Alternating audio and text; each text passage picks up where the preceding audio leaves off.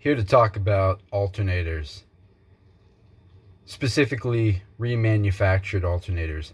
Had a couple different vehicles over the past however many years, different makes, different models, and the alternator went out, replaced it with an OEM one that was remanufactured. So let's say a Denso, but reman.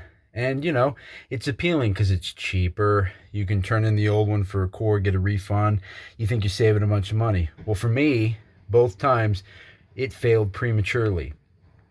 I mean, one was within the first year, the other was within the first 5 years.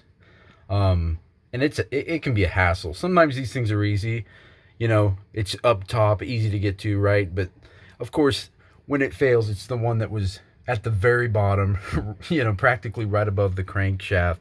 A huge pain. You don't want to have to do that more often than you have to do that. So I say no reman. Sometimes you can get away with trying to fix it. The voltage regulator is probably the issue, which is that black thing sticking out usually. It's not always the easiest thing to remove. Sometimes it's like soldered onto a piece and you end up having to kind of get to a point of no return by breaking something to replace it. And you're sort of taking a risk if you don't really know. You're taking a risk that that's not going to fix it. And again, you're going through the trouble of removing it from the car and having to put it back in. So if you've got the time and inclination to replace the voltage regulator, if you're pretty certain that's it, hey, save yourself 80 bucks or more. Well, 80 bucks, probably more like a couple $100 if you're going to buy a new one as opposed to that. But if you got a used one, yeah, that's probably more like it. But whatever, that's neither here nor there. The point is, remanufactured alternators, I say no. What do you say? You think they're worth it? You had any good luck with that, or have you had the same experience that I've had? Because I'm saying, just buy a new one.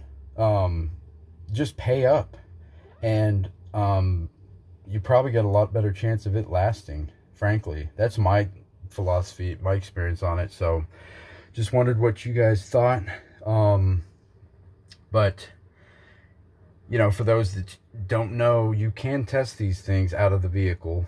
I imagine if you're watching a video like this, you probably know that, but there are other videos where you can, charge up the coils with any 12-volt battery and then use a hammer drill, like a really pretty powerful drill. If you can get in to the right size of nut there and spin it, enough RPMs for it to tell you if it's good, it'll put out 14 something volts. But you got to get it fast enough. That's the thing.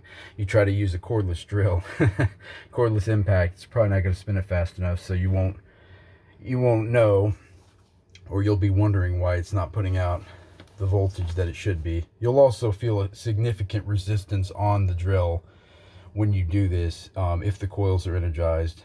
And that's the other thing. Some people might not understand. A novice might just say, oh, I just spin that and it should put out 14 volts.